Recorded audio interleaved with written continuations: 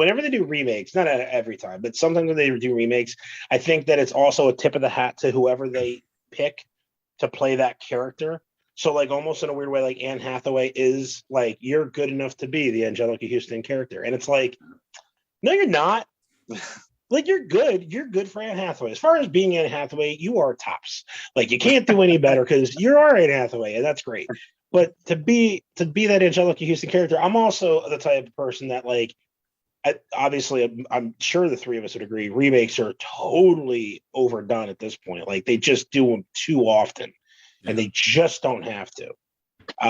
Was it good? Like I didn't see the remake. Was it worth watching, or was it pretty much garbage? I'll never watch it again. If that it was literally just like HBO Max. All right, fine, I'll give it a try. Yeah, you know what? And that kind of says it all. Yeah. Honestly. In fact, until we talked about The Witches, I've never even thought about that movie. Yeah. Yeah. I don't want to sidetrack us too much, but Charlie, remakes are 50-50 shot. There's some that are really good. There are some that are absolute garbage, and there's ones that are just forgettable. Because The Hills Have Eyes remake is far superior, I think, than the original. The Thing, The Fly. I can go on, man. I'm okay. And listen, I'm okay. So here's the thing. I think that it's fine if you take a movie that is lacking due to the time period that maybe it was created. Like maybe the movie or the idea of the movie was ahead of its time. The Fly is a really good example of that, I think, where it benefited from being updated. You know, The Witches, in my opinion, this goes back to what we were saying a little bit about, like, you know, prosthetic makeup just kind of looks better. It holds up. Yeah. If I'm going to use that movie as an example, like that movie was fine. It was totally fine. The Thing, now granted, you said that the creators of the movie had a different vision in mind, but we all know that fucking studios like to step in and they're like, well, they can save 30% if we go with CGI. And then at the end of the day, the movie's garbage and no one gives a shit about it. And they praise the older version of the movie, the original Thing, way over the remake. You know what I mean? No, you're getting caught up. So the original was in the 1950s. I mean, I'm talking about the 80s one, the one that everyone always references is what I'm talking about, versus the one that they just did another remake of it recently, right? There's three versions. Okay, but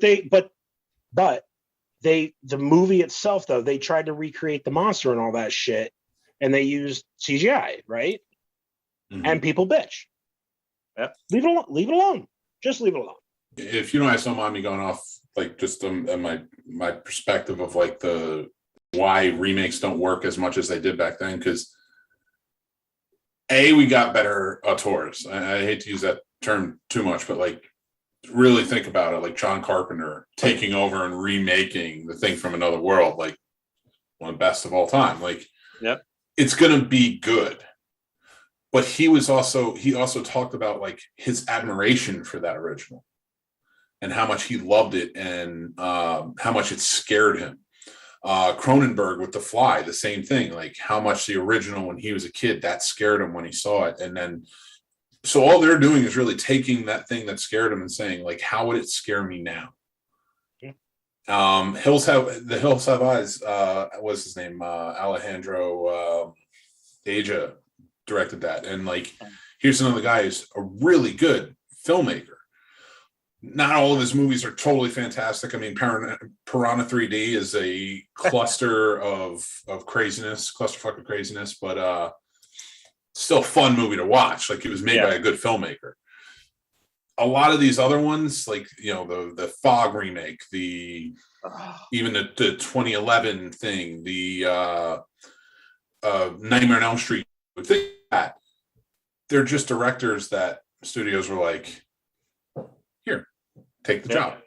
You know, they're not stepping in and saying like, wow, we were scared by these movies as kids. They were almost either trying to do a send up or they were just trying to do a job.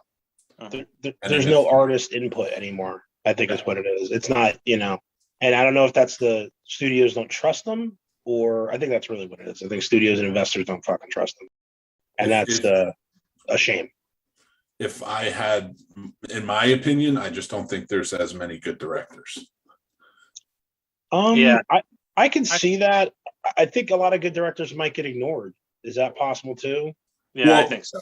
I think it was harder to get in the industry back then. So the good directors shined more and got the bigger jobs. Whereas now, YouTube gives everybody a chance to be a filmmaker. It's true. And so a lot of people may have done some good shorts or something, or put something together, and they get kind of propelled because maybe they wrote a script that the studio wants to buy and then wants to, things like that. So I think there's an overabundance of filmmakers, and they can't all be geniuses. That's fair. And they're working, and good for them. I don't want to take anything away from anybody. I think if you want to be a filmmaker and you work towards it, great. But you're not going to be always the next Spielberg.